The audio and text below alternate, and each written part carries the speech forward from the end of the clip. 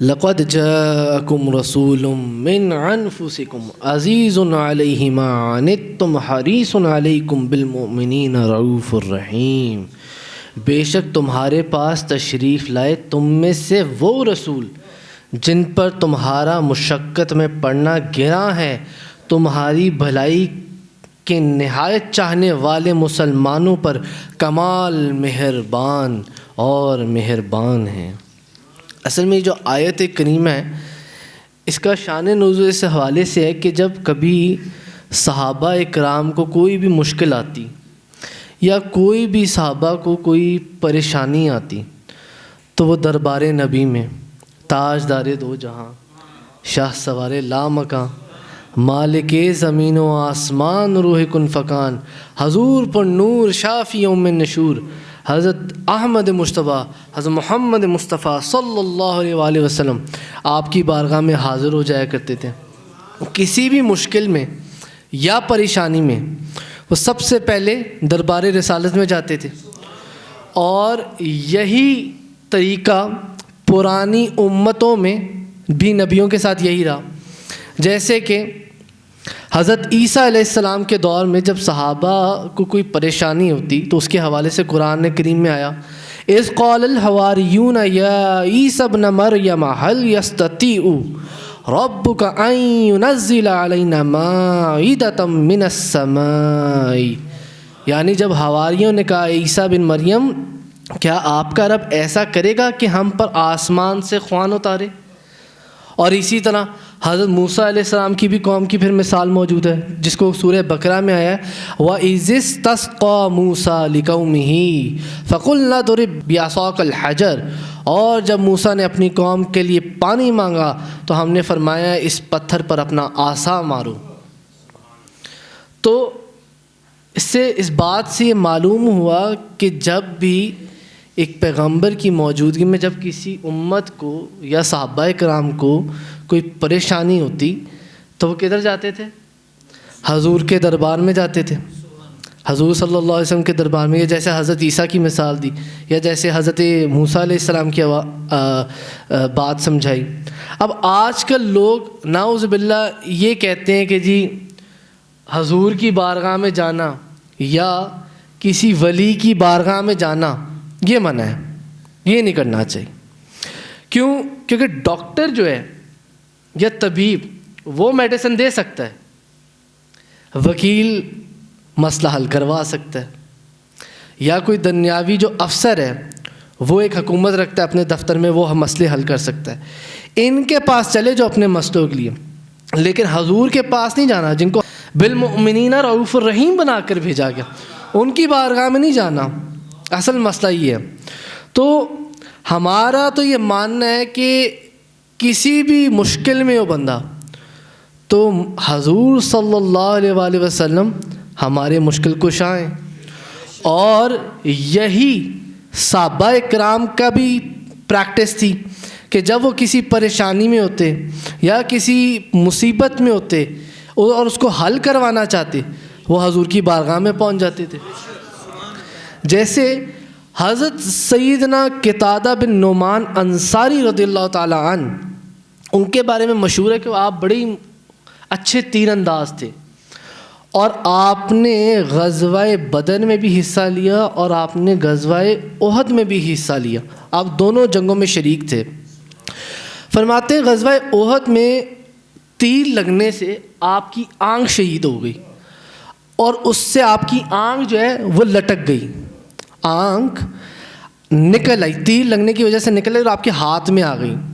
آپ نے اس آنکھ کو لے کے اب آپ کسی ڈاکٹر کے پاس نہیں گئے، آپ کسی طبیب کے پاس بھی نہیں گئے کہ یار مجھے اس کو سٹچز لگا دو یا کچھ اور مسئلہ حل کر دو.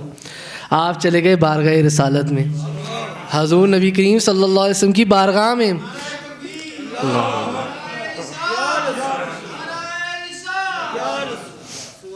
آپ حضور کی بارگاہ میں چلے گئے اور عرض کرنے لگے یا رسول اللہ تیر لگنے سے میری آنکھ باہر نکل آئی ہے. حضور صلی اللہ علیہ وآلہ وسلم نے وہ آنکھ جو تھی اس کو اپنے دستے مبارک میں لیا. وہ کیا قسمت ہے ان کی کہ حضور ان کی آنکھ کو اپنے ہاتھ مبارک میں لے رہے ہیں. حضور نے اس آنکھ کو اپنے ہاتھ میں لیا, دست مبارک میں لے کے اس کی جگہ پر لگایا اور اس کو اس جگہ پہ لگا دیا. روایات میں یہ آتا ہے کہ وہ آنکھ بالکل ٹھیک ہو گئی, اور کبھی بھی آپ کو اگر آنکھ کا کوئی مسئلہ ہوتا یا درد ہوتا دوسری آنکھ میں ہو جاتا, لیکن جس آنکھ کو حضور صلی اللہ علیہ وسلم نے لگایا تھا وہ زندگی بھر نہ دکھی. اس لیے کھلے بوہے ویکھ کے مسکینوں بیچارے آ گئے, سن دلاں دیا مہر ماں درداں دے مارے آ گئے. اسی طرح حضرت عثمان بن حنیف رضی اللہ تعالیٰ عنہ کے بارے میں ہے. وہ ایک نابینا صحابی رسول اللہ صلی اللہ علیہ وآلہ وسلم کی بارگاہ اقدس میں حاضر ہوئے اور عرض کرنے لگے, یا رسول اللہ صلی اللہ علیہ وآلہ وسلم دعا فرمائیے کہ میری آنکھیں جو خراب ہیں, نابینا ہیں, وہ ٹھیک ہو جائیں. آپ سرکار صلی اللہ علیہ وسلم فرمانے لگے, اگر چاہو تو میں تیرے لیے دعا کروں, اور اگر تو صبر کرے تو تیرے لیے بہتر ہے. تو آپ عرض کرنے لگے, آپ دعا فرما دیجئے. حضور صلی اللہ علیہ وسلم نے فرمایا کہ ایسا کرو, وضو کرو اور اچھی طرح وضو کر کے ان کلمات کے ساتھ دعا مانگو. اور بعض روایات میں یہ بھی ہے کہ حضور نے فرمایا وضو کر کے 2 نفل پڑھو اور پھر یہ دعا مانگو, اللہم انی اسألک وتوجہ الیک بنبیک محمد النبی الرحمہ یا محمد انی اتوجہ بک الی ربی فی حاجتی ہذہ لتقضی لی اللہم فشفہ فی. جیسے ہی اس نابینا صحابی نے یہ دعا مانگی, روایات میں آتا ہے ان کی آنکھیں فوراً روشن ہو گئیں. آپ کی آنکھیں فوراً روشن ہو گئیں. میرے قبلہ و کعبہ, میرے پیر و مرشد, میرے بابا جان, میرے مینٹور الشیخ محمد محسن منور یوسفی, وہ اکثر فرماتے اپنے مریدین کو کہ اگر آنکھ کا کسی کو مسئلہ ہو تو وہ یہ پڑھے. میں ذرا پھر پڑھتا ہوں, اللہم انی اسألک وتوجہ الیک بنبیک محمد النبی الرحمہ یا محمد یا محمد. اس بات سے یہ بھی ثابت ہو گیا کہ حضور کو یا کی ندا سے پکارنا جائز ہے. کھلے بوہے ویکھ کے مسکین چارے آ گئے, سن دلاں دیا مہر ماں درداں دے مارے آ گئے. اسی طرح حضور کے ایک صحابی حضرت حبیب رضی اللہ تعالیٰ عنہ, آپ کی والدین کہیں جا رہے تھے تو آپ کا پاؤں غلطی سے یا اتفاقاً ایک زہریلے سانپ کے انڈے پہ پڑ گیا. اب اس سے کیا ہوا کہ ان کے جو والد تھے ان کی آنکھیں جو ہیں وہ نابینا ہو گئیں. آپ کی آنکھیں بالکل سفید ہو گئیں, آپ نابینا ہو گئے, اور یہ حال دیکھ کے آپ بڑے پریشان ہوئے. خیر ان کو حضور کی بارگاہ میں لایا گیا. حضور کی جب بارگاہ میں آئے, حضور نے سارا واقعہ جب سنا, حضور نبی کریم صلی اللہ علیہ وسلم نے اس آنکھوں پر اپنا لعاب دہن ڈالا. صحابہ کی میں نے عرض کی نا, پریکٹس نہیں تھی کہ وہ کسی طبیب کے پاس جاتے, وہ کوئی بیماری بھی ہوتی تو حضور کی بارگاہ میں چلے جاتے, کیونکہ ان کا یہ ماننا بھی تھا اور ان کا یہ یقین بھی تھا کہ طبیبوں کے بھی طبیب حضور نبی پاک صلی اللہ علیہ وآلہ وسلم ہے, حضور نبی پاک صلی اللہ علیہ وسلم ہے. خیر حضور نے جب سارا واقعہ سنا, حضور نے آپ کی آنکھوں میں لعاب دہن ڈالا. روایات میں آتا ہے کہ حضرت حبیب کے والد کی آنکھیں بھی بالکل ٹھیک ہو گئیں. آپ کی عمر 80 سال کی تھی اور ایسی آنکھیں ٹھیک ہوئیں کہ آپ 80 سال کی عمر میں بھی بیٹھ کے سوئی میں دھاگا ڈال لیتے تھے.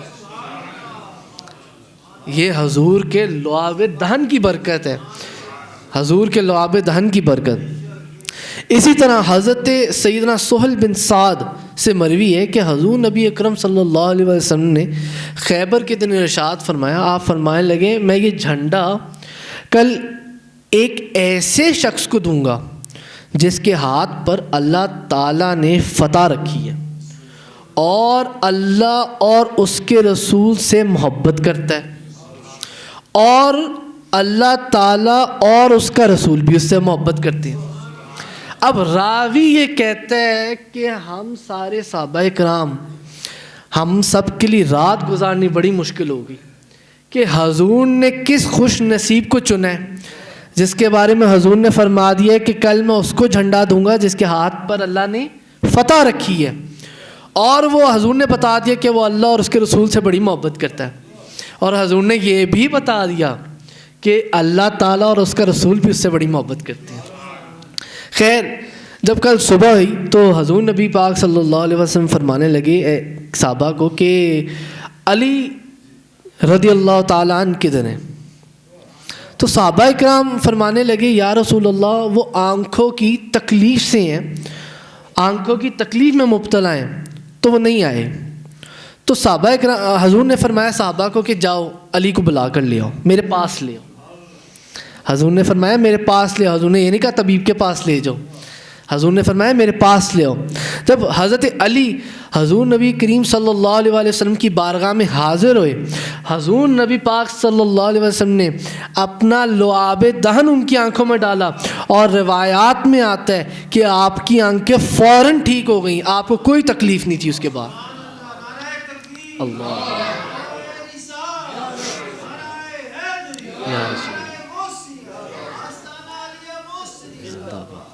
اسی طرح مدارج النبوت میں ہے، حضرت معاذ خود فرماتے ہیں کہ دوران جنگ میں کافروں سے جنگ لڑ رہا تھا، تو دوران جنگ میرا جو بازو ہے وہ تلوار لگنے کی وجہ سے کٹ گیا، اور جو صرف سکن تھی وہ رہ گئی، مطلب بازو لٹک گیا، ہڈ ٹوٹ گیا ہوا تھا، لٹک گیا۔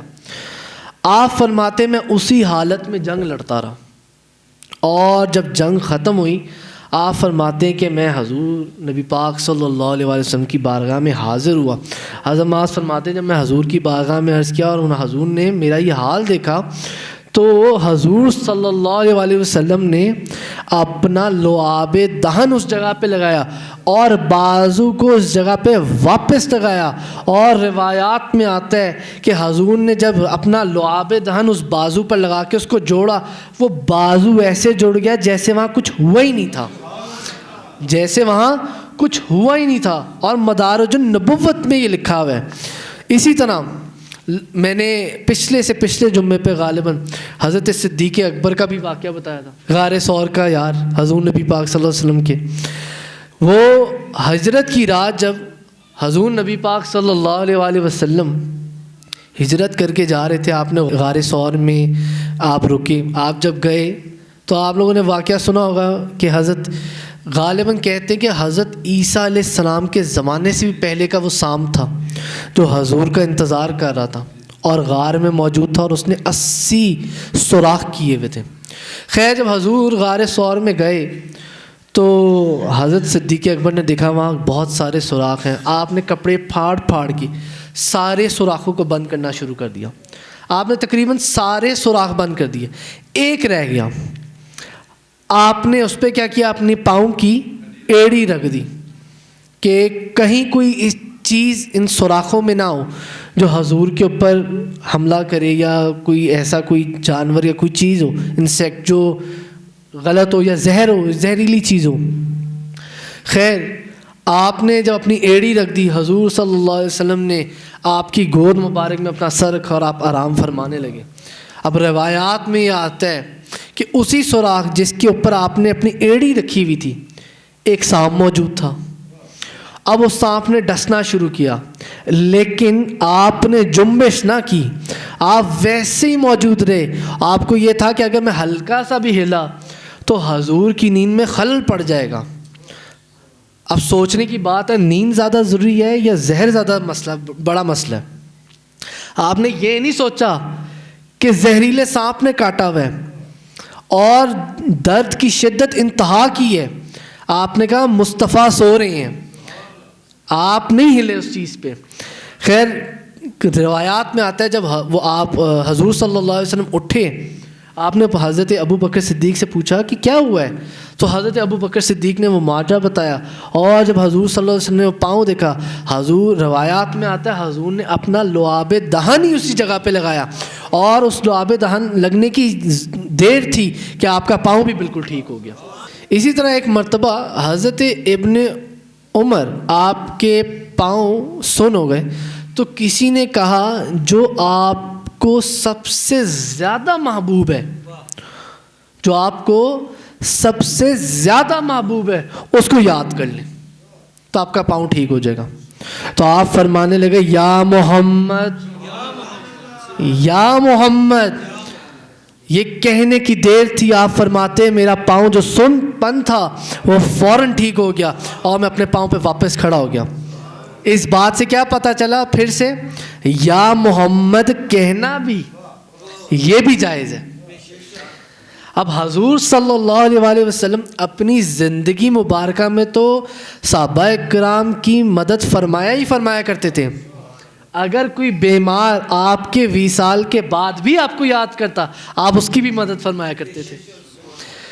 امام شرف الدین بوصیری علیہ رحمہ، جنہوں نے آپ حضور صلی اللہ علیہ وسلم کی شان میں قصیدہ بردہ شریف لکھا، اور جو قصیدہ بردہ شریف کے نام سے مشہور ہوا، مولا یا صلی وسلم دائماً ابدا علی حبیبک خیر الخلق کلہم، مولا یا صلی وسلم دائماً ابدا علی حبیبک خیر الخلق کلہم۔ آپ نے جب یہ قصیدہ لکھا آپ کو فالج تھا، آپ نے یہ قصیدہ بردہ شریف فالج کی حالت میں لکھا۔ آپ فرماتے جب میں رات کو سویا تو خواب میں حضور نبی پاک صلی اللہ علیہ وآلہ وسلم کی زیارت مبارکہ ہوئی، اور میں نے دیکھا کہ حضور تشریف لائیں اور اپنا دست مبارک میرے جسم پر پھیر رہے ہیں، اپنا دست مبارک میرے جسم پر پھیر رہے ہیں، اور فرماتے ہیں آپ حضور صلی اللہ علیہ وسلم نے میں نے دیکھا خواب میں مجھے ایک چادر عطا فرمائی اور میرے اوپر ڈال دی۔ فرماتے ہیں جب میں خواب سے اٹھا بیدار ہوا تو میرا فالج بھی ختم ہو چکا تھا، اور حضور صلی اللہ علیہ وآلہ وسلم نے جو خواب میں چادر عطا فرمائی تھی وہ چادر بھی میرے اوپر موجود تھی۔ مولا یا صلی وسلم دائماً ابدا علی حبیبک خیر الخلق کلہم، هو الحبیب العزیز ترجی شفاعتہ لکل حول من الاحوال مقتحم، مولا صلی وسلم دائماً ابدا علی حبیبک خیر الخلق کلہم۔ اللہ تعالیٰ ہمیں حق بیان کرنے کی، سننے کی توفیق عطا فرمائے۔ وآخر دعوانا الحمدللہ رب العالمین۔